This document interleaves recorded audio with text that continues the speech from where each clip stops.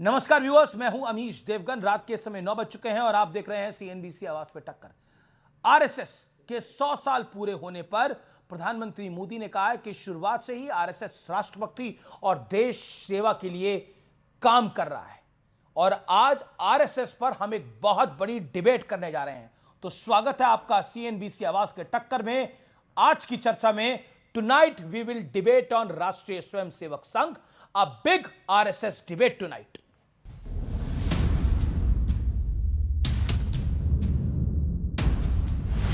देश को ही देव माना है और हमने देह को ही दीप बना करके जलने का सीखा है। वाकई ये अद्भुत। प्रारंभ से संघ राष्ट्रभक्ति और सेवा का पर्याय रहा।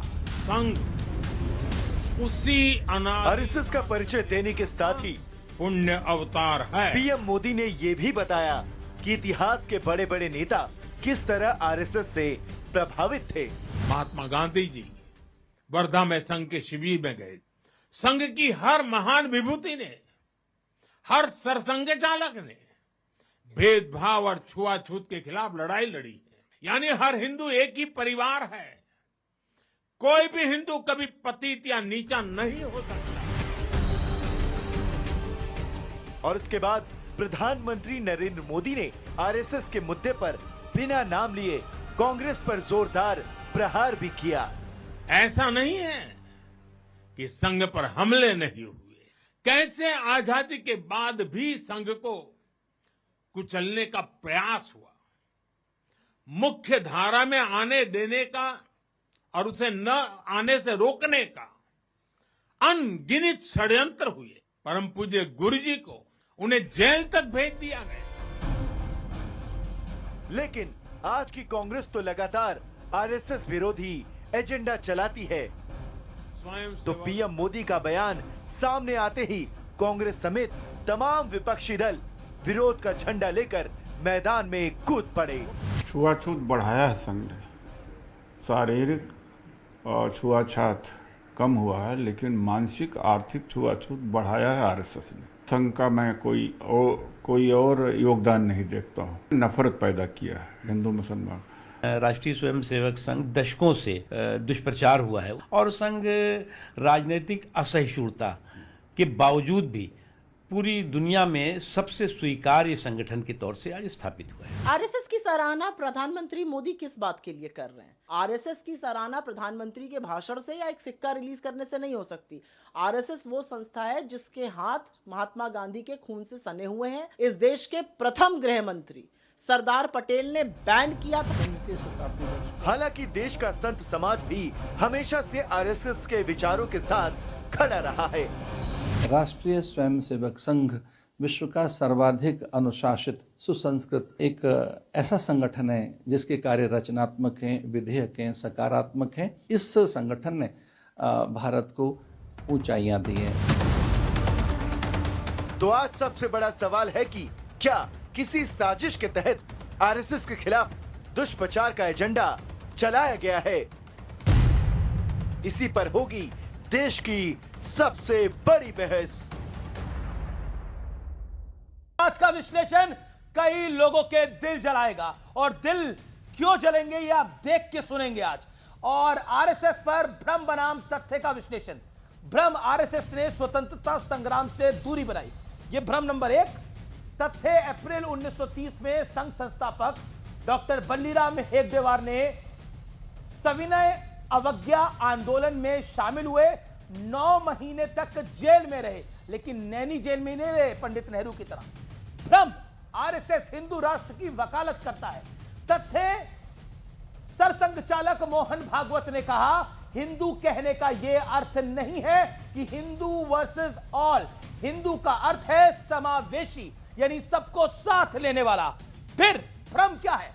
आज का विश्लेषण बहुत महत्वपूर्ण है। भ्रम है आरएसएस के हाथ महात्मा गांधी के खून से लाल है, यही कहा जाता है। तथ्य क्या है? 27 फरवरी 1948 को तत्कालीन गृह मंत्री सरदार वल्लभ भाई पटेल का पीएम नेहरू को पत्र, आरएसएस इस घटना में शामिल नहीं है, पंडित नेहरू ने बोला। और यह बात आज की कांग्रेस को भी पता होनी चाहिए। आइए बढ़ता हूं आगे। भ्रम क्या है? आरएसएस ने देश के खिलाफ काम किया। तथ्य 1934 में महात्मा गांधी संघ के अनुशासन और भेदभाव विरोधी सोच की तारीफ करी। महात्मा गांधी ने बोला वर्धा में। आइए बढ़ता हूं मैं आगे, एक और तथ्य रखता हूं और भ्रम रखता हूं। समाज को बांटने वाले थे वीर सावरकर, भ्रम यह है। अब तथ्य क्या है? 20 मई 1980 को तत्कालीन प्रधानमंत्री इंदिरा गांधी ने सावरकर को वीर बताया। तो इंदिरा गांधी सही, राहुल गांधी सही। अब बताइए सही कौन? बढ़ता हूं मैं आगे और सुनिए कहानी। बड़ा सवाल आज का क्या है? बड़ा सवाल है क्या राहुल के दौर की कांग्रेस आरएसएस के खिलाफ सबसे ज्यादा दुष्प्रचार किया है राहुल गांधी ने और विपक्ष ने? आइए मेरे साथ कौन है? डॉक्टर सुधांशु त्रिवेदी मेरे साथ है, भारतीय जनता पार्टी के प्रवक्ता है, नेता है। मेरे साथ प्रोफेसर संगीत रागी हैं, आरएसएस के विचारक हैं, संघ की विचारधारा का समर्थन करते हैं। डॉक्टर अनुराग भदौरिया प्रवक्ता समाजवादी पार्टी के, विवेक श्रीवास्तव सीनियर लीडर लेफ्ट के, सतीश के सिंह हैं। ओके, स्वागत है आप सबका। आज की चर्चा की शुरुआत करते हैं विवेक श्रीवास्तव आपसे। संघ, आपको लगता है डाक टिकट जारी हुआ है, सिक्का आया है, संघ इस देश की मिट्टी से बना है और अब सारे भ्रम दूर हो जाने चाहिए? नहीं, कोई कुछ नहीं। सिक्का बना है, सिक्का गोल है, रुपये का है, वही इनकी औकात है। 0 बटा अंडा, जैसे वो सिक्का बनाया है ना, गोल गोल गोल, वही ये है। ये आप नई हिस्ट्री को क्रिएट करने की कोशिश कर रहे हैं। आपने ऐसा क्या किया कि आपके लिए सिक्का बनाया जाए? आप बनाते रहिए सिक्के। जैसे सिक्का गोल वैसे आपका भविष्य गोल। इनका एक ही काम है, समाज को बांटो, हिंदू सुप्रीमेसी की बात करो, देश सिर्फ हिंदुओं का है, सनातन जिंदाबाद, बाकी हैं नहीं है फर्क नहीं पड़ता। आप किसी को भी ले लीजिए, आप जो संघ से जुड़े, चाहे माननीय प्रधानमंत्री को लीजिए, आपके सुधांशु त्रिवेदी जी को ले लीजिए, हर प्रवचन में धर्म आएगा। कोई टीका लगाए घूम रहा है, कोई धोती पहने घूम रहा है, कोई हिंदू धर्म की बातें करने जा रहा है। डेवलपमेंट की बात करो, इकोनॉमिक्स की बात करो। नहीं, आप कह रहे हैं संघ का जो सिक्का लॉन्च हुआ है तो सिक्का गोल है, संघ का डब्बा गोल है, लेकिन अभी पूरे देश में तो आप गोल दिखाई दे रहे हैं। नहीं, कोई केरल में ही आपका सिक्का चल रहा है। आप फिर पहना दीजिए धोती सबको, कि सब लोग धोती पहनो और घूमो देश में टीका लगा करके।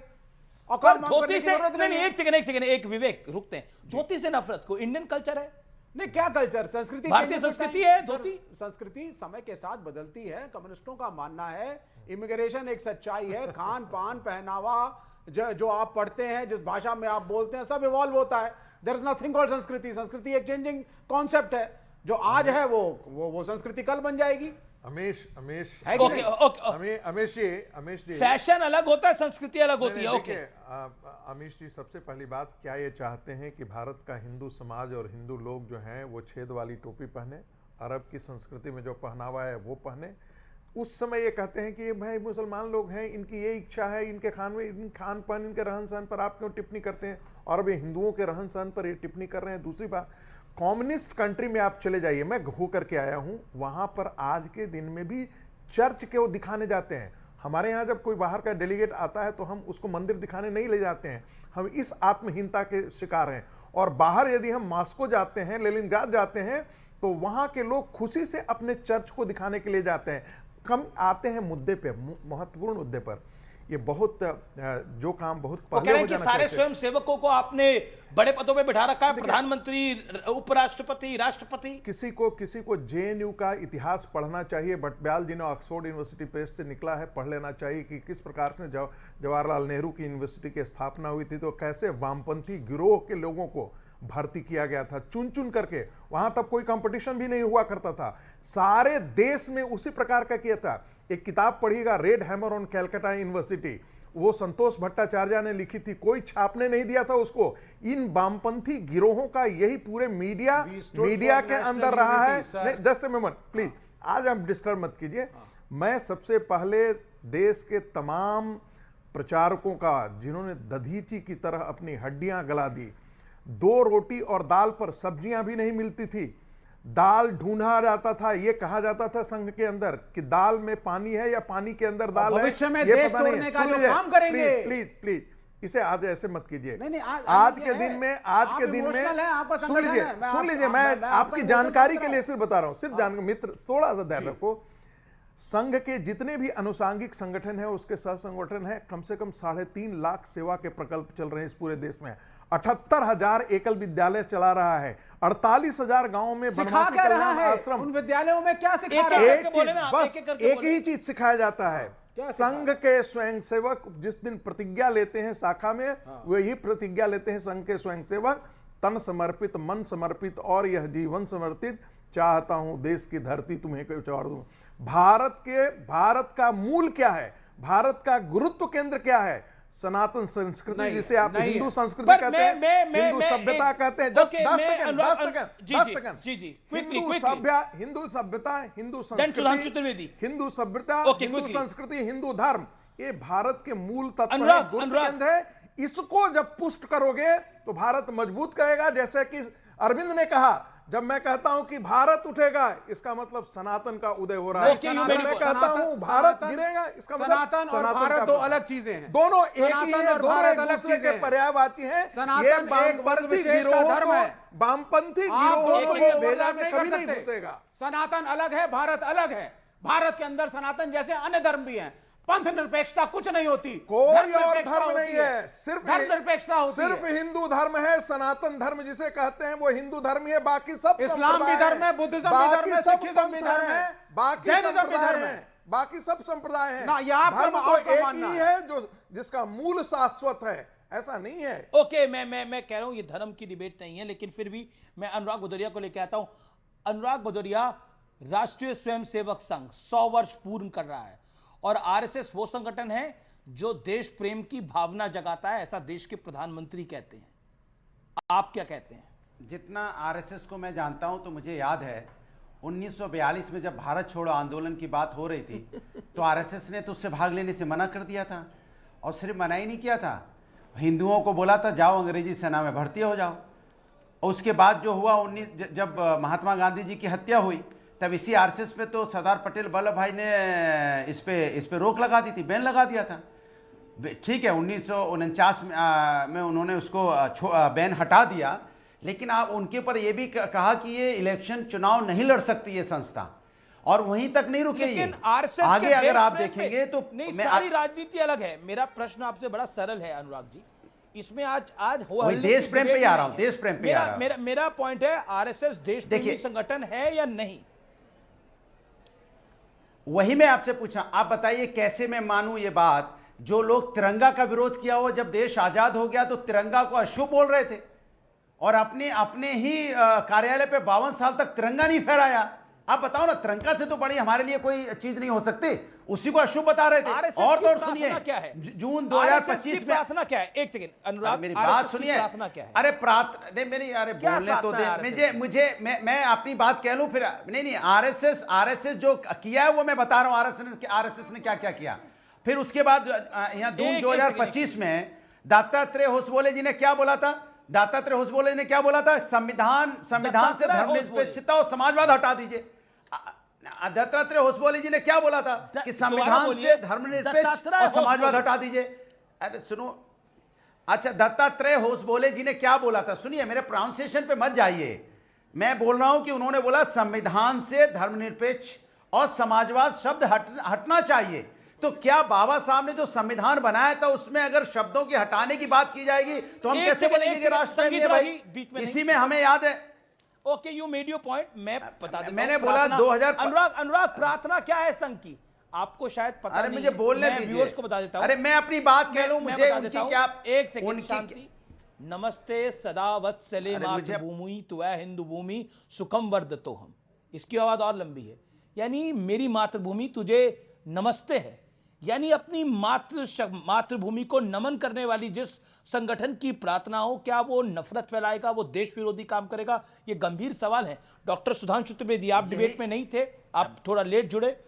अनुराग भदौरिया ने बोला कि अनुराग भदौरिया कह रहे हैं, विवेक श्रीवास्तव ने बोला कि धोती डालकर संघ का प्रचार होता है, टीका लगा के संघ का प्रचार होता है। जैसे संघ के नाम पर सिक्का उछाला गया है, सिक्का बनाया गया है, जैसे सिक्का गोल है वैसे संघ की वैल्यू भी गोल है, यानी 0 है। और साथ ही साथ फिर उन्होंने बोला नरेंद्र मोदी और सुधांशु त्रिवेदी जैसे लोग संघ से निकल के आते हैं जो राजनीति को धर्म के साथ जोड़ देते हैं हर मसले पर।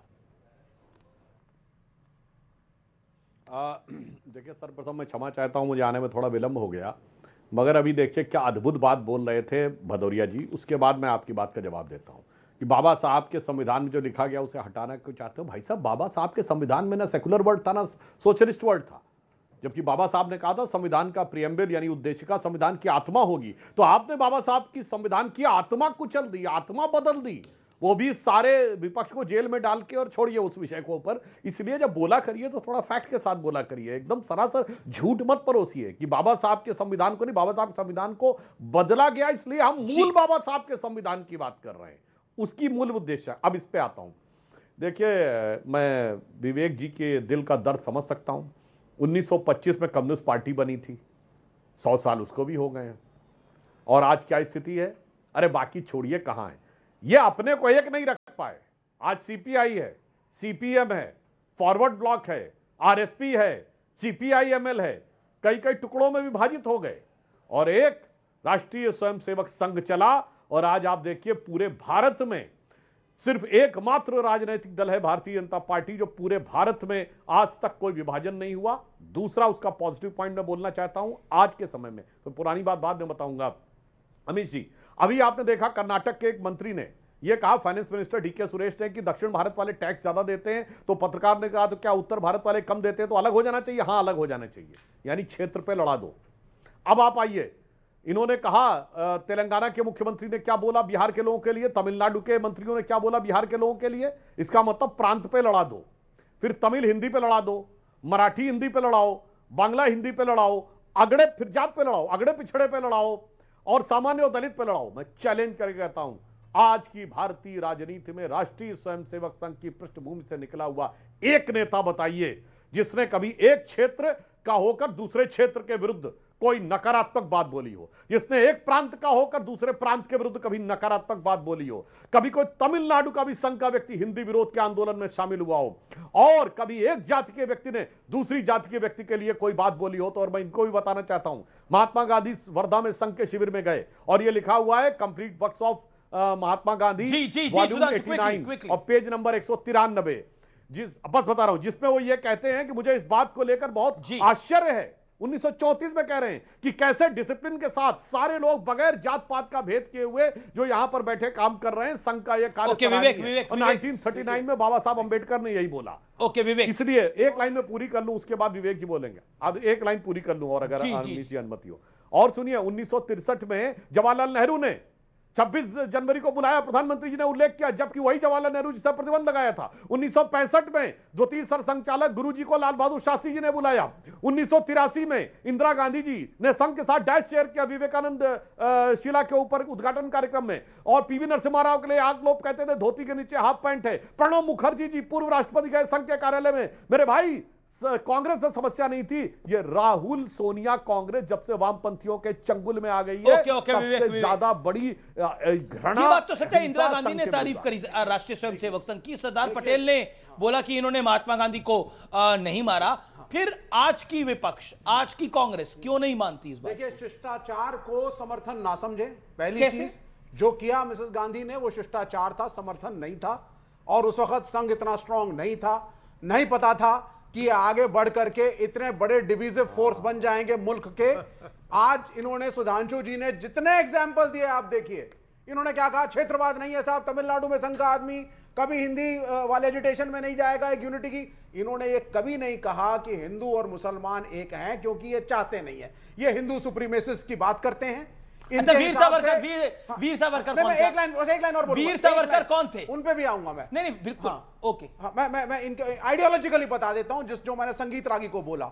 धर्मनिरपेक्ष और पंथ निरपेक्ष का फर्क है। संघ डिविजिव इसलिए है कि आप धर्मनिरपेक्षता को नहीं मानते, आप इस्लाम को अलग धर्म नहीं मानते, आप सिखिज्म को अलग धर्म नहीं मानते। आपने कॉन्सेप्ट निकाला है हिंदू धर्म एंड सनातन ओनली, यही फासीवाद है। और बाकी सारे धोती में क्या दिक्कत है? सब्सिड है धोती नहीं, धोती क्या, पहनो धोती। ये रामायण की चौपाई सुना करके, with due respect to Sudhanshu Trivedi ji, I respect him a lot, ये रिलीजियस टेक्स्ट के जो आप यहां पे प्रवचन देते हैं, is it really needed and is it the platform for it? आप डेवलपमेंट की बात करिए। प्रधानमंत्री के टीका लगाने पे क्या दिक्कत है? बिल्कुल टीका लगा के घूम रहे हैं, एंडोर्समेंट कर रहे हैं, कभी राम मंदिर का इनॉग्रेशन कर रहे हैं। संघ करता क्या है? सिर्फ धर्मवाद, हिंदू सुप्रीमेसी की बात, मुसलमानों को नीचा दिखाना। Okay, you made your point. अब देखिए इत्मीनान से सुनिए। Okay, 1 minute Sudhanshu Trivedi, you make your point. 1 minute. हाँ, जो इन्होंने कहा हम कोई हिंदू सुप्रीमेसी की बात नहीं कर रहे हैं। और भाई विवेक जी, तथाकथित रेशनलिस्ट, साइंटिफिक एप्टीट्यूड वाले, लॉपसाइडेड कम्युनिस्ट, अब कान खोल के सुनिए। कार्ल सेगन दुनिया का सबसे बड़ा कॉस्मोलॉजिस्ट, जिसने कि वॉयेजर का जो संदेश था वो ड्रॉप किया था, उसने कहा था only the ancient cosmological calculation of Hindus matches with the modern scientific calculation. Number 2, Robert Oppenheimer, जिसने एटम बम बनाया, उसने 1933 से संस्कृत पढ़नी शुरू की थी, और जब उस 16 जुलाई 1945 को ट्रिनिटी विस्फोट हुआ, उसने श्रीमद् भगवत गीता को कोट किया। और आजकल कंप्यूटर के, क्वांटम कंप्यूटर की बात चल रही है। क्वांटम कंप्यूटर के जो फादर्स माने जाते हैं, नील्स बोर, वर्नर हाइजेनबर्ग, दोनों ने, और इरविन शॉडिंगर की किताब है what is life, my views of the world, Vivek Srivastava ji, उसमें पूरा एक किताब चैप्टर है उपनिषद के ऊपर। बंद करा दीजिए। वर्नर हाइजेनबर्ग को कोट करते हुए फिर से, अरे सुनो मेरे भाई, सुप्रीमेसी नहीं, इंफीरियरिटी कॉम्प्लेक्स से पैबस्त हो। और ये वो लोग हैं जिन्होंने उस मार्क्स को आदर्श मानते हैं, भारत में आया, जिसने भारत की कोई भाषा नहीं जानता, भारत के बारे में कभी ये सब कहानियां हैं सर आप। जिसने ये लिखा 1854 में शिकागो हेराल्ड ट्रिब्यून में कि उसने ये कहा कि भारत के अंदर जो ब्रिटिशर्स कर रहे हैं, the destruction is painful but pleasurable also, यानी ये कष्टदायक है पर सुखद है, क्योंकि भारतीय संस्कृति को ध्वस्त कर रहे हैं। मेरे भाई, और आप सरासर झूठ क्यों बोलते हैं विवेक जी? ये देश धर्मनिरपेक्ष नहीं है। संसद भवन की जो चेयर है, उसके पीछे लिखा है धर्म चक्र प्रवर्तनाय, तो धर्मनिरपेक्ष कैसे हो गया? अशोक का चक्र धर्म चक्र है, सारनाथ का, वो धर्मनिरपेक्ष कैसे हो गया? सुप्रीम कोर्ट के एम्बलम पे लिखा है, या तो धर्म क्या कहता है, या पंथ निरपेक्ष देश है, मगर पंथ निरपेक्ष को धर्मनिरपेक्ष करने की बात कह रहे हैं। कॉन्स्टिट्यूशन की मैं बात कर रहा हूं, कॉन्स्टिट्यूशन के हिंदी अनुवाद में सेकुलर का ट्रांसलेशन पंथ निरपेक्ष लिखा है, धर्मनिरपेक्ष नहीं लिखा। विवेक श्रीवास्तव, मैं चैलेंज करके कहता हूं, दिखाओ कहां धर्मनिरपेक्ष लिखा। बता देता हूं आपको। हिंदी अनुवाद में कुछ कहना चाह रहे हैं द्वारा कांग्रेस के किए गए ऑफिशियल अनुवाद में। सुनिए, आपने अपने सारे एग्जांपल्स में फिर से हिंदू सुप्रीमेसी को साबित किया। आप बहुत बड़ा हिंदू कल्चर और हिंदू साइंस, अरे हिंदू सुप्रीमेसी एलोपैथी ड्रग्स बंद कर दीजिए, एम्स बंद कर दीजिए, अस्पताल बंद करिए। आप, ये सारी देन ब्रिटिश एजुकेशन की है, और इसको मानिए आप जरा। वो आए तो हमने सीखा, यहां सती प्रथा ये संस्कृति थी, बाल विवाह संस्कृति थी, विडो मैरिज होती नहीं थी। राम मोहन राय आए तो रिफॉर्म्स हुए सर। क्या संस्कृति की बात आप सिखा रहे हैं? Go for education, science, physics, chemistry, mathematics, biology, engineering. ये राममोहन रॉय का संघ से क्या लेना देना है? नहीं, ये इनका तो लेना देना है भैया। आयुर्वेद में जाओ, All India Institute of Medical Sciences बंद कर दो। भी नहीं जानते हैं ये। Okay, let Sudhanshu Trivedi reply. Sudhanshu Trivedi, Bharat में कुछ था ही नहीं, सब कुछ अंग्रेज का है। यहाँ पर बाल विवाह, हम केले के पत्ते में रहते थे। सुनिए, बिल्कुल रहते थे, जाहिल थे हम। नहीं, ऐसा मैं नहीं मानता। हाँ, ओके, सुनिए विवेक जी, बाल विवाह कुरीति है तो ये बताइए, आज संवैधानिक मान्यता है 9 साल की बच्ची से विवाह को, कुरीति है कि नहीं? बोलो हाँ या ना, बोलो, औकात तो बोलो भाई। क्या कह रहे हैं? मैंने सुना नहीं, फिर से बोलिए। मुस्लिम पर्सनल लॉ बोर्ड में बोलो। अब देखिए चुप हो गया, और मैं बता रहा हूं ये कितना झूठ बोलते हैं। आप तो हिंदू अरे हमारे की बात कर रहे थे, जब आश्रम हिंदुओं की बात करिए ना। विवेक आपको सुना पूरा, हिंदुओं की बात कर रहा हूं। देखा कैसे बदलता आदमी जी। अब बता रहा हूं, हिंदुओं की बात बता रहा हूं। सुनिए, हमारे यहां बाकायदा वेदों में आश्रम चतुष्टय है, ब्रह्मचर्य, गृहस्थ, वानप्रस्थ और संन्यास। धर्म में तो ये लिखा है 25 वर्ष का ब्रह्मचर्य। मेरे भाई, कहां बाल विवाह लिखा है? We are a caste. वो बाल विवाह मुगलों के आने के बाद हुआ, क्योंकि बच्चियों को उठा लिया जाता था, इसलिए हुआ कि जल्दी विवाह करो। और मैं कह रहा हूं भाई, देखिए फिर बीच में बोलना शुरू कर दिया। क्या बदतमीजी है भाई। झूठ का पुलिंदा बहुत सर पे रखे हो विवेक जी। कम्युनिस्टों का झूठ का पुलिंदा बिखर रहा है। और मैं कहता हूं, सती प्रथा अगर थी तो रामायण महाभारत के युद्ध में 18 क्षौणी सेना मारी गई, यानी आज के हिसाब से तकरीबन 50 लाख लोग। कितनी सती का उल्लेख है? बताओ कितनी सती का उल्लेख है? सती प्रथा भी उस समय आई जो एक प्रकार की राजनीतिक ज्यादा थी प्रथा, क्योंकि मुगल, मैं पूछना चाहता हूं, आज के साइबर एज में सेक्स स्लेव बना के रखते हैं, तो मिडिवल एज में क्या होता होगा, समझ सकते हैं। मजाक उड़ाना चाहते हैं। मैं एक सेकंड सुधांशु आपको रोक रहा हूं। बड़ी ऑब्जेक्शनेबल बात बोली गई है कि अंग्रेजों पर के आने से पहले हम जाहिल थे, यही आपने बोला ना? आपने बोला व्हाट? नहीं, 1 सेकंड, नहीं, you have to stop it here. आपको रुकना पड़ेगा। आप क्या बात करते हैं? 1 सेकंड, आप कह रहे हैं अंग्रेजों से आने से पहले हम जाहिल थे? Swami Vivekananda, I want to quote Swami Vivekananda, what he said in Chicago tonight. नहीं, रुकिए, यहां पर मैं डिबेट को रोकता हूं। ये बड़ा इंपॉर्टेंट समय है। मैं 1 सेकंड, विवेक स्टॉप, विवेक जस्ट स्टॉप, रुकिए आप बोलिए। आप कह रहे हैं, आपने अभी बहुत बड़ी बात बोली। व्यूअर्स, दर्शकों से मैं सीधा संवाद कर रहा हूं और सारे मेहमान सुन रहे हैं, और मैं चाहता हूं कि इस पे आज वोट डाला जाए लाइव। और मैं कभी नहीं ऐसा करता, लेकिन आज मुझे रोकना पड़ेगा, और आपको इसलिए रोकना पड़ेगा, आपने बहुत बड़ी बात बोली है। आपने कहा कि अंग्रेजों के आने से पहले हम जाहिल थे। भारत नहीं, in whatever contest you said it, sir, Vivek Shanti, you said it, आपने ये बात को बोला। अगर नहीं, देखिए ये अनसुना हो गया, ये बिल्कुल अनसुना हो गया। ओके, सुधांशु त्रिवेदी, संगीत रागी, सतीश के Singh, doctor Anurag Bhadauria, come what में, हम किसी भी विचारधारा को बिलोंग करते हो, लेकिन क्या अंग्रेजों के आने से पहले हम जाहिल थे? अगर सती प्रथा थी तो थे, बिल्कुल। ये बहुत ऑब्जेक्शनेबल है। आप एंडोर्स करिए सती प्रथा को। मैं सती प्रथा की बात Vivek, don't try to mislead the nation. 1 second, Swami Vivekananda, Vivek शांति, स्वामी विवेकानंद की हिस्टोरिक स्पीच सितंबर 11, 1893 को भारत के लिए उन्होंने क्या बोला था और हिंदुओं के लिए क्या बोला था, मुझे किसी को बताने की जरूरत नहीं है। क्या वो जाहिल थे? Point number 1। पॉइंट नंबर 2, आप कह रहे हैं कि हम जाहिल थे। कमाल की आप बात करते हैं। हमारी संस्कृति इतनी रिच थी कि उसी को लूटने के लिए अंग्रेज से लेकर मुगल यहां पर आए, और आप कह रहे हैं हम जाहिल थे। नालंदा की यूनिवर्सिटी यहां थी और हम जाहिल थे। अरे आप किसी को खुदा मानने से पहले ये तो सोचे कि आपकी पैदाइश कहां की है। सिर्फ एक लाइन बोलूंगा। बोलिए। एक लाइन बोलूंगा। संगीत रागी बोलिए आप। ये डिबेट आगे नहीं बढ़ेगी। व्यूअर्स, ये बहुत बड़ी बात बोली गई है, मुझे आपका सपोर्ट चाहिए। Please support it right now. एक लाइन, सिर्फ एक लाइन। भारत जाहिल था, बस एक लाइन बोलूंगा। आर्यभट्ट का देश जाहिल है, जब से वासुदेव कृष्ण का देश जाहिल है, राम का देश जाहिल है, गुरु नानक का देश जाहिल है। क्या बात बोल रहे हैं? जहां जातिवाद है वो जाहिलियत है। एक सेकंड, विवेक, आरएसएस तो ये जाहिलियत है। ओके विवेक, ऑडियो डाउन करिए, विवेक का ऑडियो डाउन करिए अभी। ओके बोलिए। बस एक लाइन सतीश जी, एक बार भी नहीं बोले। बस एक लाइन जिक्र करना। जब से प्रिंटिंग प्रेस आया है तब से 156 मिलियन बुक पब्लिश हुए हैं। एंशिएंट ग्रीक के पास 12 से 13,000 एंशिएंट मैन्युस्क्रिप्ट थे।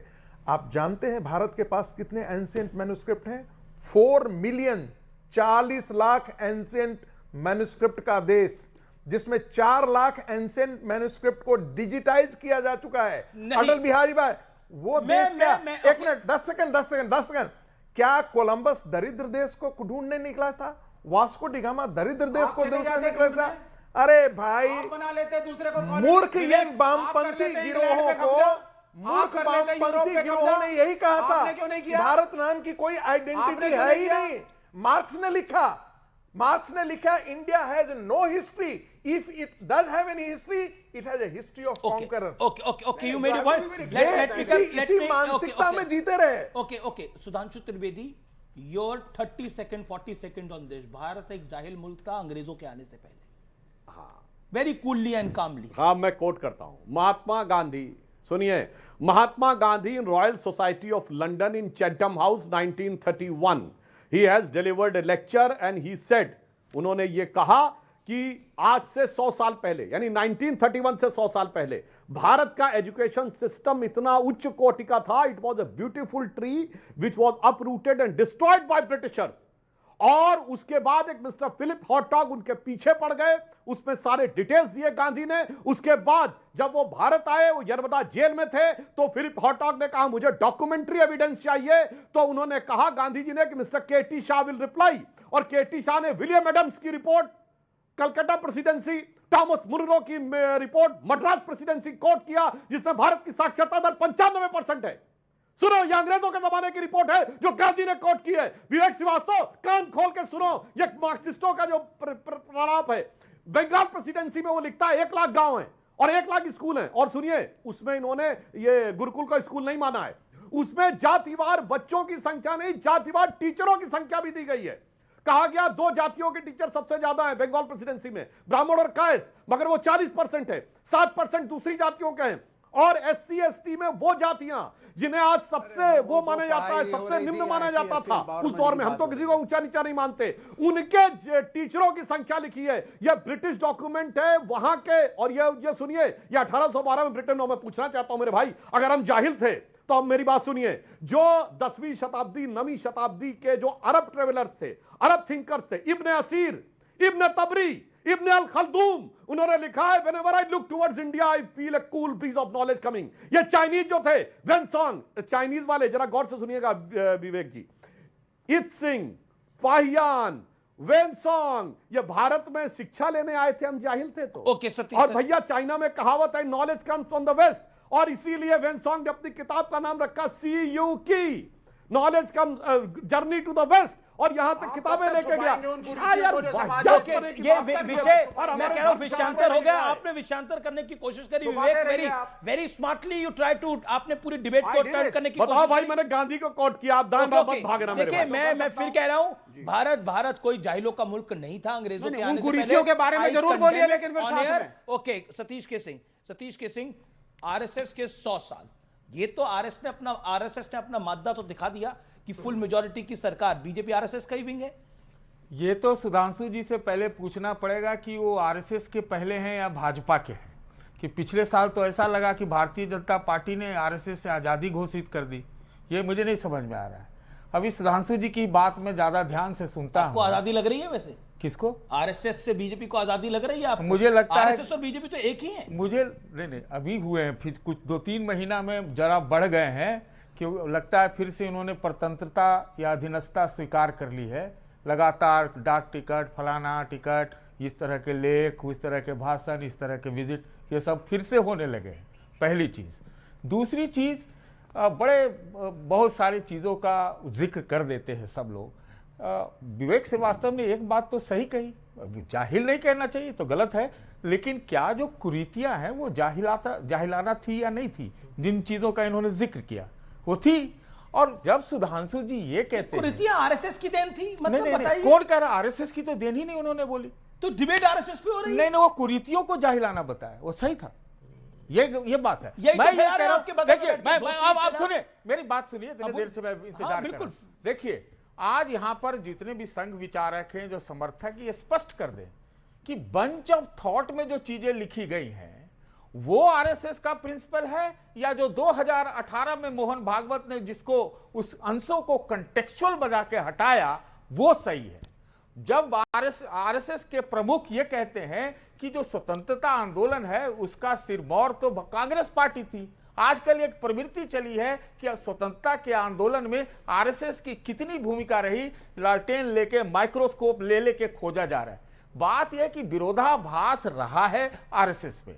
जाति व्यवस्था का ये लोगों ने अभी तक जो कुरीति है, एक मिनट सुन लीजिए, सिलसिलेवार तरीके से जवाब ले लेते ना आप। नहीं, पहले आप सुन लीजिए, पूरी चार्ज सुन लीजिए कि जातिवादी जो व्यवस्था है, आर्काइक है, उसको बदलने के लिए इनके पास क्या रोड मैप है? यही लोग थे जो हिंदुस्तान बोलते थे। इसमें जाति व्यवस्था कहाँ गई? जाति, अरे दोनों है। आप इस पर कितना आगे बढ़े? मेरा काम यहाँ पर ये नहीं है कि RSS ने सब गलत किया, मैं ये नहीं बोल रहा हूं।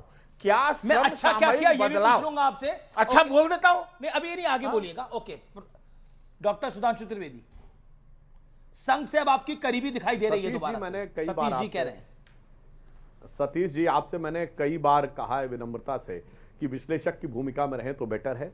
तो मैं इनकी दोनों बातों का जवाब देता हूं, जाति व्यवस्था और RSS से रिश्ते।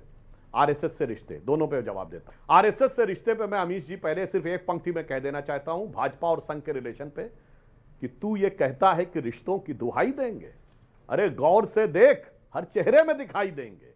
तू ये कहता है कि रिश्तों की दुहाई देंगे, गौर से देख हर चेहरे में दिखाई देंगे, और हम तो महसूस किए जाते हैं खुशबू की तरह, कोई शोर नहीं है जो सुनाई देंगे। अब मैं जाति के ऊपर बोलना चाहता हूं। मैंने तो भाई साहब पहले ही बोला कि गांधी जी ने कहा कि जो संघ के शिविर में 1934 में उन्होंने जाति का देखा। अब दूसरी बात, बाबा साहब अम्बेडकर ने अपनी किताब लिखी द अनटचेबल, और मैं सारे दर्शकों से कहता हूं आज ये सो कॉल्ड जो अपने को बाबा साहब के विचारों के एक में सूत्रधार बताते हैं, वो सारी चीजों को झुटला के बताते हैं। द अनटचेबल्स में बाबा साहब ने लिखा है पेज नंबर 100 या 125 के आसपास, उन्होंने कहा there was no untouchability in the Manu's era. Bharat में अनटचेबिलिटी और जो कास्ट सुप्रीमेसी है ये 4वीं शताब्दी के बाद पहली बार दिखी, और 7वीं शताब्दी से पहले इसका भारत में अस्तित्व नहीं था। अरे मेरे भाई विवेक जी और सतीश सिंह जी, और कान खोल के सुनिए, बाबा साहब ने किताब लिखी हुवर शूद्रास। हुवर शूद्रास का chapter number 1 page number 1 paragraph number 3 उन्होंने कहा शूद्रास। सर बाबा साहब को नहीं पढ़ते, झूठ बोल के बाबा साहब रिश्तों का बता दिया। मैं बोलता हूं लड़ाई झगड़ा होकर मेरा वोट बैंक सिद्ध हो जाए। मैंने बाबा साहब की किताब कोट की है, और संगीत रागी जी विद्वान व्यक्ति हैं, निश्चित रूप से उनको इसका पता होगा। हिंदू धर्म त्याग दिया, अगर गलत बोल रहा सतीश जी की बारी। जिस दिन आरएसएस वाले इस बात को साबित कर देंगे कि भाई ये जाति में कुछ बदलाव किया गया है सोच में, तो मैं मान लूंगा। मुझे तो बस यही पूछना था जो अभी विवेक ने मेरे से पहले पूछ दिया कि सब यही कुछ था हिंदू कास्ट ऑर्डर में, तो फिर एनिहिलेशन ऑफ कास्ट कह के बौद्ध धर्म क्यों डॉक्टर अंबेडकर ने अपनाया? हाँ बस नहीं, पर संघ पर डिबेट हो रही है, डॉक्टर अंबेडकर पर डिबेट हो रही है। हिंदू, अच्छा आप मानते हैं आप कहना चाह रहे हैं कि संघ इस देश की 80% आबादी हिंदू सुप्रीमेसी को मेंटेन करना नहीं? देखिए आज देश के प्रधानमंत्री ने कहा है विविधता में एकता की बात, जब वो पोस्टल स्टैंप जारी कर रहे थे। ये मुझे विविधता में एकता जो डाइवर्सिटी है, इसका जो एक्सप्लेनेशन है, इसका स्पष्टीकरण है, इसके ऊपर क्या सोच है संघ का, मुझे नहीं समझ में आया। Okay 40 second. देखिए बीज से ही तना भी निकलता है, उसका फल भी निकलता है, कंद भी निकलता है, लेकिन जिसको कहते हैं जाइलम फाइलम वो सब एक ही होता है। हम ये मान करके चलते हैं कि देखिए जिस देश में 33 करोड़ देवी देवता हो और फिर भी मंदिर बनता हो, कोई देवता टकराता नहीं है। एक घर के अंदर कोई शाक्त है, कोई वैष्णव है, कोई और ढूंढ रहा है और कर रहा है। आरएसएस और बीजेपी के रिश्ते के ऊपर आप क्या कहते हैं? देखिए मैं जातिवादी है। नहीं इसकी व्याख्या उन्होंने बहुत अच्छी की है। संघ कुछ नहीं करता, स्वयंसेवक सब कुछ करने के लिए स्वतंत्र है। संघ के निर्माण किए हुए व्यक्ति भारतीय जनता पार्टी उन्होंने उसकी बनाई, और वो अनुराग भदौरिया को संघ में लिया जा सकता है? हाँ क्यों नहीं? ओके इनवाइट है आप लोगों का, आप करवाएंगे? सारे लोग, अरे भाई संघ में मुस्लिम आकर के शाखा जाते हैं। अरे अनुराग भदौरिया मुस्लिम थोड़ी है।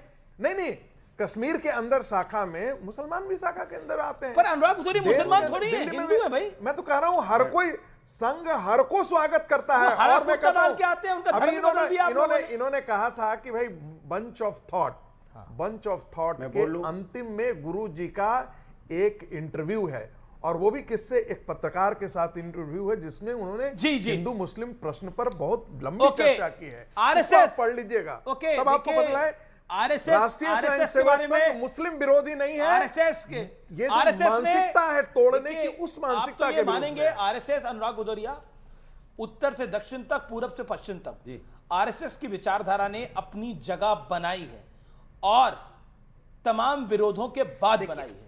तो देखिए मेहनती तो ये लोग हैं, इसमें तो अब कोई दोहराई नहीं है। तो क्या आपको लगता है कि समाजवादी पार्टी को भी संघ से सीखना चाहिए? देखिए जब दो रिश्तों को बचाने के लिए, दिखाने के लिए शेर और शायरी का उपयोग हो, तो समझो रिश्ते में कहीं ना कहीं दरार है। एक बात। दूसरी बात, स्वामी विवेकानंद जी की बात कर रहे थे अभी सुधांशु जी, अगर स्वामी विवेकानंद जी को आपने ठीक से सुना होता, पढ़ा होता, तो आरएसएस की जिस तरह की राजनीति अब करती है, पीछे से ऐसी राजनीति नहीं करती। आरएसएस नफरत के अलावा बात करती कहां है भाई? आप तो मुस्लिम लीग के बारे में सोचते थे, मुस्लिम लीग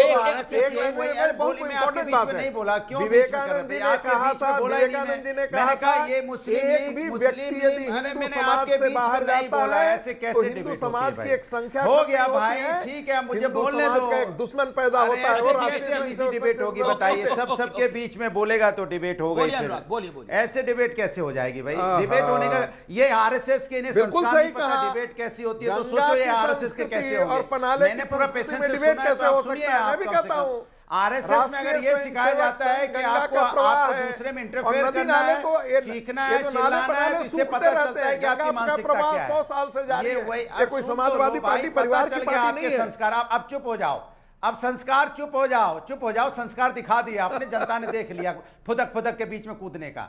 अब आप बैठ जाइए। देखिए, मुस्लिम लीग वही पार्टी है ना 1942 में, मुस्लिम लीग और आरएसएस, ये दोनों की विचारधाराएं मिल रही थी। क्यों? उस समय आजादी का आंदोलन लड़ा जा रहा था, ये दोनों लोग अपने फायदे में थे और दोनों ने मिलकर सरकार भी बंगाल में बनाई थी। अब मुस्लिम लीग सोच रहा था हमारी बीच हम ना चुकी अरे भाई मुस्लिम लीग के अंग्रेजों के खिलाफ लड़ना पड़ेगा, गलत पैदा है। एक सेकंड, अनुराग गुदरिया को स्क्रीन बनाई, जितना भी विचारधारा में जानकारी नहीं है। अनुराग गुदरिया, अरे तुमको जानकारी नहीं है, पढ़ते लिखते नहीं हो, पढ़ते लिखते नहीं हो, जानकारी नहीं है। एक सेकंड, अच्छा वो फैजुल हक के साथ सरकार, एक सेकंड संगीत भाई विरोधी था। अरे काय चिल्लाते हो, इतना बीपीआई क्यों करते हो? आरएसएस ऐसा सिखाता है क्या? अच्छा एक सेकंड, मैं अपनी बात कह रहा हूं ना।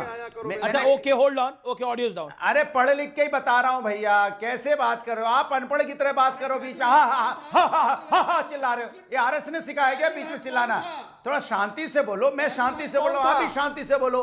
अच्छा भाई आप आजादी के आंदोलन में 1942 में आपने पार्टिसिपेट किया था क्या? नहीं किया ना आपने पार्टिसिपेट। और मुस्लिम लीग भी नहीं पार्टिसिपेट कर रहा था। अभी आप मुस्लिम लीग आरएसएस को थोड़ी देर के लिए छोड़िए, मैं पूछता हूं देश की कोई विपक्षी पार्टी बताइए, कोई ऐसा देश में संगठन बताइए जो बिना उसे कोई पद ना मिले, कोई अधिकार ना मिले और वो काम करता हो।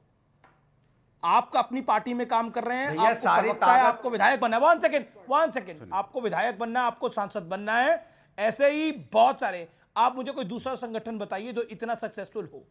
कुछ तो उन्होंने ठीक किया होगा, मुझे बताइए कोई दूसरा संगठन आरएसएस के अलावा। सुन तो लीजिए, देश भर में बताइए। सुन तो लीजिए, आरएसएस से निकल के ही लोग, अरे सुन तो लीजिए, आरएसएस से निकल के ही लोग राज्यसभा बन रहे हैं, प्रधानमंत्री बन रहे हैं, चीफ मिनिस्टर बन रहे हैं, आपके यहाँ प्रवक्ता भी बन रहे हैं, और आप कह रहे हो कि आरएसएस कुछ चाहता नहीं। अरे आरएसएस से ही तो निकल के बनते हैं ना। आरएसएस के पास अगर कुछ भारतीय जनता पार्टी के साथ आरएसएस की अपने विरोधी का विरोध करने से पहले उसे समझ तो लीजिए कितने परसेंट है ये। मैक्सिमम मैं बता रहा हूं 5% ले लिया। मैं कहता हूं आरएसएस कितने प्रचारक होते हैं और भारतीय जनता कितने प्रचारक होते हैं, आपको आइडिया ही नहीं है। संघ में कितने प्रचारक होते हैं और वो प्रचारक साइकिल से गांव-गांव घूमते हैं। फिर आप कहते हैं कि बीजेपी और संघ इतना फैल क्यों रहा है। वनवासी कल्याण आश्रम के बारे में आप जानते हैं? आप शिशु मंदिरों के बारे में जानते हैं? आपको जानकारी नहीं होगी। इसलिए मैं कह रहा हूं कि अगर संघ की बराबरी करनी है तो उतनी मेहनत भी करनी सीखनी पड़ेगी देश के विपक्ष को। मैं ये बात देखिए, ये सतीश के सिंह, समर्पण संघ से बड़ा समर्पण आपने देखा है क्या? जिस तरह से नहीं, सीखना तो पड़ेगा विपक्ष को। देखिए बिल्कुल मैं ये मानता हूं, अभी हाल में अगर वो बोलते हैं तन समर्पित, मन समर्पित और ये जीवन समर्पित तो करते हैं। देखिए बड़ी नफरत भी किसी के साथ। अरे वो चलिए एक मिनट, मेरी बात। मैं ये कह रहा हूं कि अभी तो प्रधानमंत्री जी ने दुनिया का सबसे बड़ा एनजीओ इसीलिए लगता है बताया था, पेरेंटल नहीं बताया था, एनजीओ बताया था। तो काम तो वो करते ही है, निश्चित रूप से करते ही है। देखिए निश्चित रूप से काम करते हैं। ये संघ के विरोधी भी अगर करेंगे, मैं ब्रेक के लिए रुक रहा हूं, निश्चित रूप से मैं ब्रेक के लिए रुक रहा हूं, मुद्दा ये है, मैं ब्रेक के लिए रुक रहा हूं। वेलकम बैक, एक बार फिर स्वागत है आपका सीएनबीसी आवाज के टक्कर के आज के एडिशन में, यानी बुधवार एडिशन में। बड़ी खबर, आरएसएस ने छुआछूत को बढ़ाया, कांग्रेस का बयान है।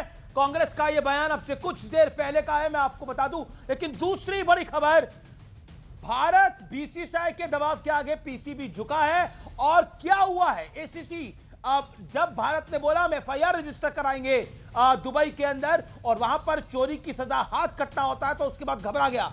अब पाकिस्तान और वापस करके गया है ट्रॉफी। इंटरेस्टिंग है संगीत राज जी।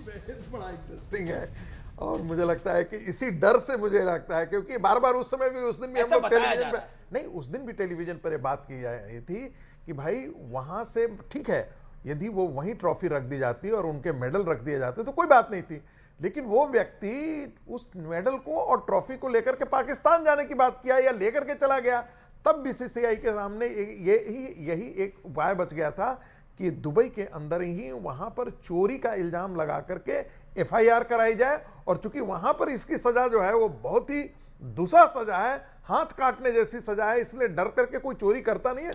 मुझे लगता है कि बीसीसीआई ने बहुत अच्छा काम किया। ओके, आरएसएस से सीखना चाहिए सतीश के सिंह, आरएसएस टॉपिक है आज का, सीखना चाहिए आपको लगता है? 30 सेकंड। देखिए, वो सेवा करते हैं, लेकिन सेवा किस भाव से करते हैं, किन सोच के साथ करते हैं, ये सोच में थोड़ा परिवर्तन करना चाहिए। धर्म परिवर्तन कराने के लिए हम सेवा नहीं करते हैं, जो धर्म परिवर्तन कराने के लिए सेवा करते थे, जिसकी मुखालफत गांधी जी ने भी कहा। गांधी जी ने यहां तक कहा कि हम एक खाली सेवा कीजिए आप लोग, बस सेवा, खाली सेवा कीजिए, सेवा, समर्पण और राष्ट्र के प्रति प्रतिबद्धता। आरएसएस का स्टेटस क्या है? आरएसएस एनजीओ है, आरएसएस ट्रस्ट है, आरएसएस सोसाइटी है, आरएसएस एक संगठन है, आरएसएस एक संगठन है जो मनुष्य निर्माण अनरजिस्टर्ड है ना? नहीं, मैं कह रहा हूं ना, प्रधानमंत्री जी ने भी उसका जिक्र किया है। अरे हमको कोई जरूरत ही नहीं है रजिस्टर कराने के लिए, हम कोई उस प्रकार का ट्रस्ट है ही नहीं।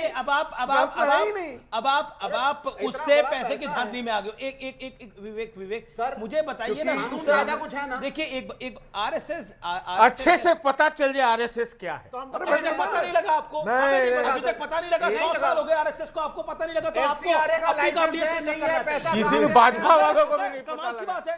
कमाल की बात है 100 साल हो गए आरएसएस को, और अगर देश का विपक्ष ये नहीं जान पा रहा कि आरएसएस क्या है, तो उन्हें अपनी काबिलियत पे शक होना चाहिए। लेकिन आज का विचार क्या है, आइए बता देते हैं आपको। दुनिया में 2 तरह के लोग होते हैं, एक जो काफी अकेले होते हैं और दूसरे वो जो अकेले ही काफी होते हैं। तो अकेले ही काफी बनिए आप। तो फिलहाल सीएनबीसी आवाज के बुधवार एडिशन में, वेडनेसडे एडिशन में इतना ही। आप सबको विजयदशमी की, नवमी की बहुत बहुत शुभकामनाएं। नमस्कार, जय हिंद, वंदे मातरम।